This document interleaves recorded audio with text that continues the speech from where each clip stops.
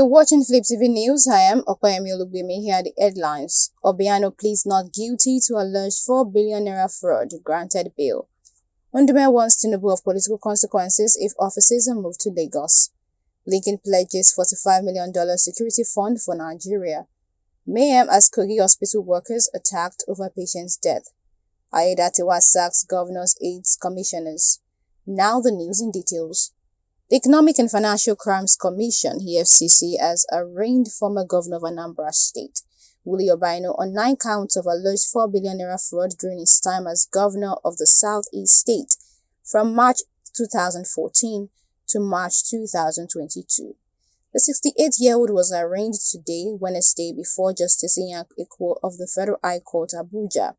Obiano pleaded not guilty for the money laundering leveled against him. Counseling for the EFCC, Silvanus Taha, asked that he be remanded in the custody of the anti-graft agency. Obiano is currently on administrative bail granted by the EFCC, which includes providing 2 sureties who are directors in civil service, own landed properties in Abuja. Justice Eko adopted the administrative bill and added that Obiano remains within the Federal Capital Territory and travel documents be submitted to the court going forward. The court also stated that immigration be alerted that all travel documents are with the court. The court subsequently adjourned the case till March 4, 5, 6, and 7 for continuation of the trial.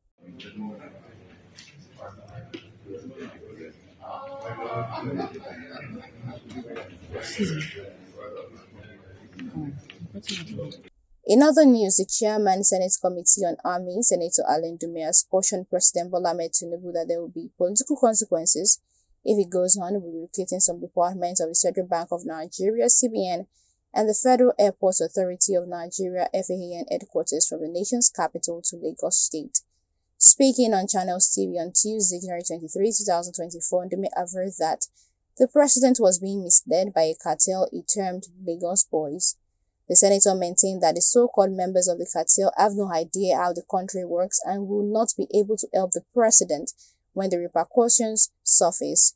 It will be recalled that the CBN internal memo had earlier revealed that it was moving some offices of the Central Bank of Nigeria to Lagos State, owing to congestion of some departments. Recently, the government disclosed that it was moving the headquarters of FAN from the FCT to Lagos, citing seamless operations and cost saving as reasons, while arguing that if the offices were being relocated to address issues of congestion, the senator said that the best place would be Nasarawa, Kaduna, Kogi, and other states surrounding Abuja for the sake of proximity as against faraway Lagos. Only about northern colleagues, this is a consensus because we only have one federal capital, and that is Abuja. All these Lagos boys that are thinking that Lagos is Nigeria are just misinforming or advising the president wrongly. The regulators of the financial institutions are supposed to be or are in Abuja. Do you want them to move back to where, because you say Lagos is the commercial capital? This is one of the mistakes, and I'm sure Mr. President will reverse it because it doesn't work. You can't have 2 capitals. Is the CBN governor going to be operating from Lagos and the headquarters of the CBN is in Lagos? Or do you now say that because majority of our oil is extracted from South-South, you take NNPC to South-South? Or is it because Nigeria's agricultural district is more in the north, you take Ministry of Agric to anywhere in the north? It doesn't work that way. And that is one of the problems that is cropping up. But I'm very sure, I'm very confident that Mr. President will look at this because he's a nationalist, not just a Lagos man. Some of these people think that, I'll repeat, some of them think that Lagos is Nigeria. Lagos is not Nigeria. Lagos is not the headquarters of Nigeria. The headquarters of Nigeria is in Abuja. It's not about North. But they have because explained that Abuja this is no for man's land. It's not a operational Fulani. purposes. This is for operational purposes. Which is operational purpose? Why was the headquarters moved from Lagos to Abuja? Is it not because of the congestion? It is not the whole of the CBN that is going to be moved, Senator. I'm just asking. The whole of the CBN is not, according to the CBN, it's just a unit or some units or department are going to be relocated to their Lagos office. They do have a Lagos office. No. That doesn't work. If you have to do that, if you are talking about proximity and space, why don't you take them to Nasarawa there, or take them to Kogi, or take them to Kaduna, just nearby, so that you decongest the place? And I even don't see any issue of congestion. There is just going to be increase in cost because they will be running from Lagos to Abuja every time, spending more money. You end up spending more money, or exposing even the workers to unnecessary risk. This is a decision that is not well thought out, and I think the president will reverse it. I'm confident of that. And if that does not happen, of course, this is democracy. We'll know what to do.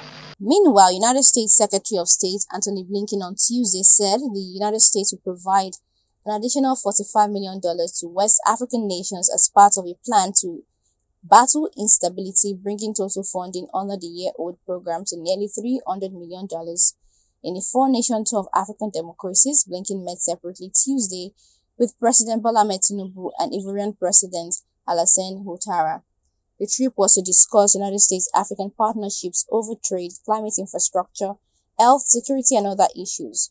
It follows a summit in Washington with African leaders in December 2022. Blinken sought progress combating coup and extremism in West Africa in talks with two key leaders as he pointed to Ivory Coast as a model.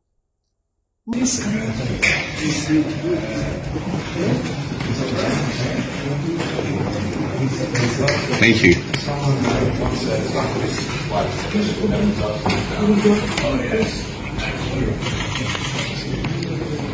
Moving on, a medical doctor at the Federal Teaching Hospital Lokoja has revealed how a group of men stormed the hospital on Tuesday over the death of a patient and attacked workers.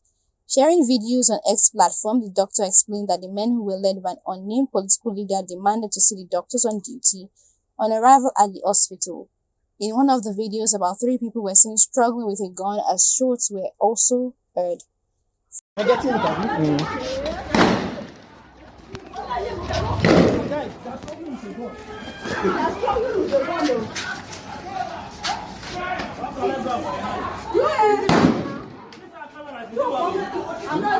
This camera, this video. What? Are you videoing? Not videoing. Just call that video. Call that video. Brother, are you taking this on video? You work here? Yes. Please, if you video it, don't let them see you. Video it and keep the video. That is on video. Don't get it on video. Bro, on video.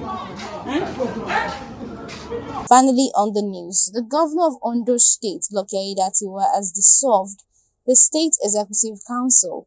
The governor also relieved all senior special assistants and special assistants of their duties. In a statement by his chief press secretary, Ebenezer Adeniyi, on Wednesday, the governor said the development will take immediate effect. Aiyedatiwa was on December 27, 2023, sworn in as the substantive governor of the state following the death of Governor Rotimi Akeredolu.